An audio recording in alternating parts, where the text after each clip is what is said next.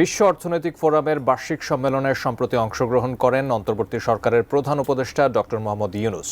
এই সম্মেলনের ফাঁকে বার্তা সংস্থা রয়টার্সকে সাক্ষাৎকার দেন তিনি। এ সময় শেখ হাসিনার সীমাহীন দুর্নীতি ও বাংলাদেশ ভারতের মানচিত্র নিয়েও কথা বলেন ডক্টর ইউনূস। হঠাৎ কেন মানচিত্র নিয়ে কথা বললেন প্রধান উপদেষ্টা, বিস্তারিত জানাচ্ছেন Sheikh Farid. Single person regime which commanded everything, and that's what made all the people and the students furious, and spontaneously they responded to the situation.